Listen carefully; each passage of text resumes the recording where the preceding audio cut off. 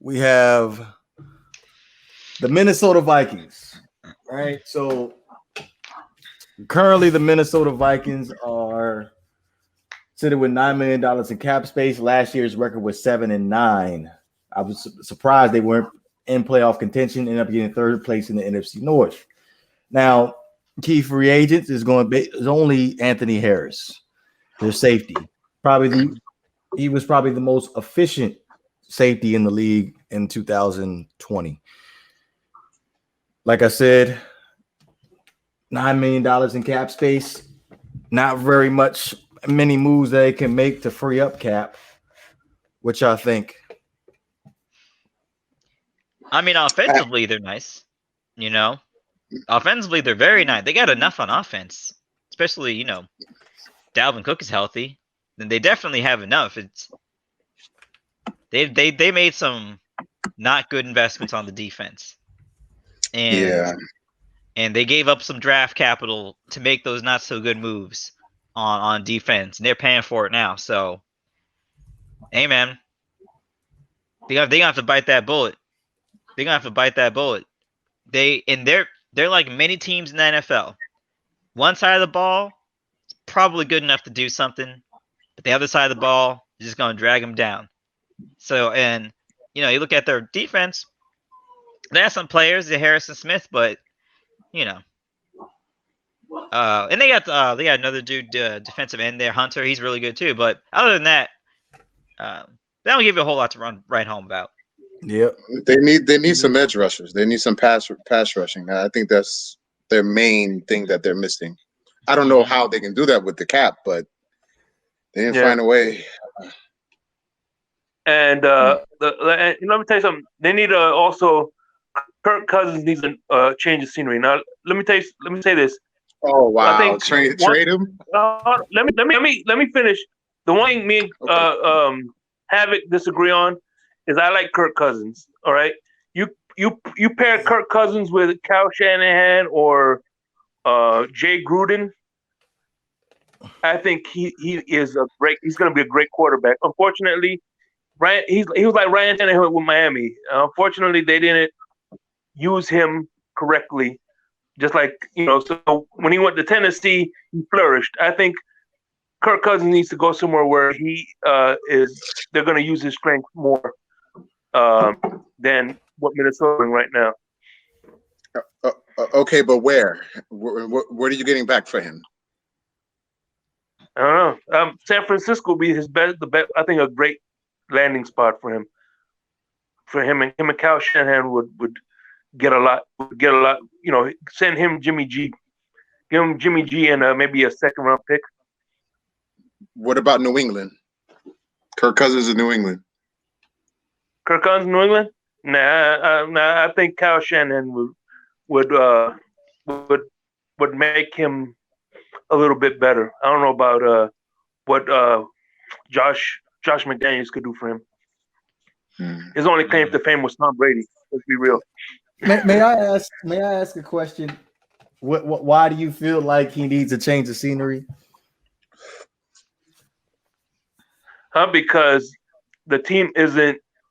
Obviously, the team isn't building around him like they should be. I feel like they've done an excellent job building around him. If you look at his 2020 numbers, he had 105 passer rating, another 4,000-yard passing season, throwing for over 30 touchdowns.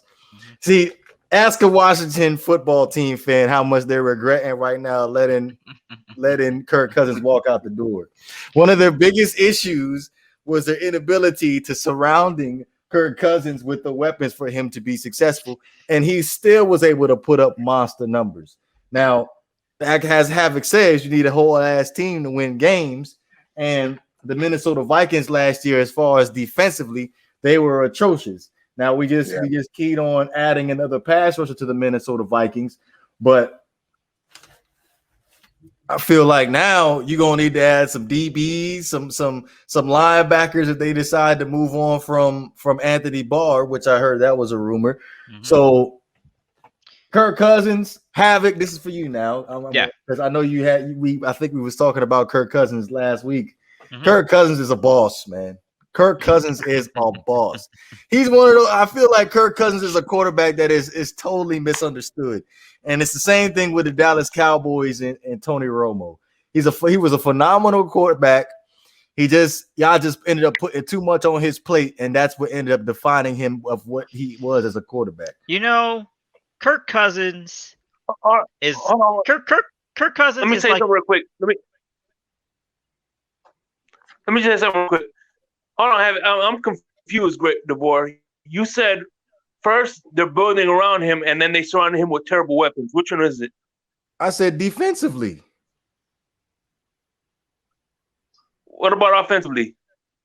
They're fine. They went out and got Van Jefferson. He got second place of Offensive Rookie of the Year. You have Dalvin Cook, probably the best running back in the league. You have Kyle Rudolph. You have Irv Smith. Was it Irv Smith? That's his last name. Irv Smith.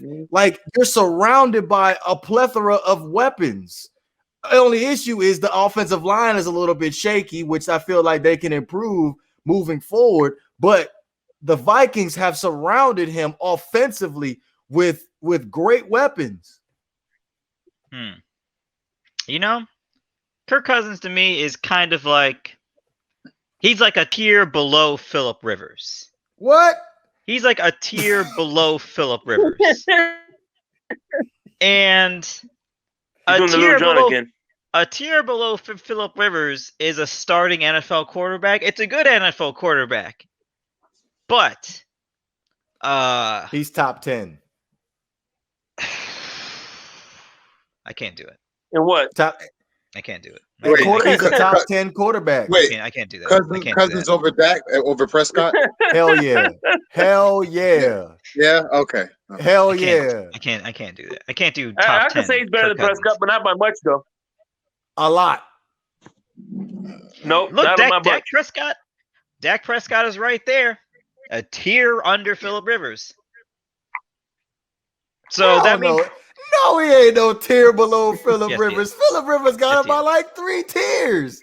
If you gave Phillip Rivers that offensive line, he would. Phillip Rivers had an offensive line and wide receivers and running back and a tight end. Throughout the years, it's been Tom Brady, Peyton Manning, and then Kirk Cousins. Kirk Cousins, and Phillip Rivers is like the bottom of the good quarterbacks, of the great quarterbacks. Right. He's like the bottom. If we got him in his prime, I would put Phillip Rivers at the top 5. So we're probably talking about from like, because Phillip Rivers been playing for a long time, from like 2008 all the way up until 2014, 15. Phillip Rivers would be in the top 5 for me. Phillip Rivers over Roethlisberger? Nah, I can't do it. Yes, I would. I'm taking Phillip Rivers over Roethlisberger.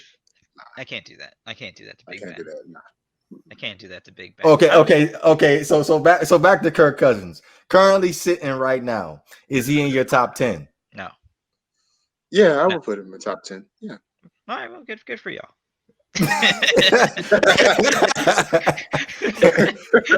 Shake, is he in your top 10? Who's that? Kirk Cousins? Kirk Cousins, yes. Top 15. You're smoking, bruh.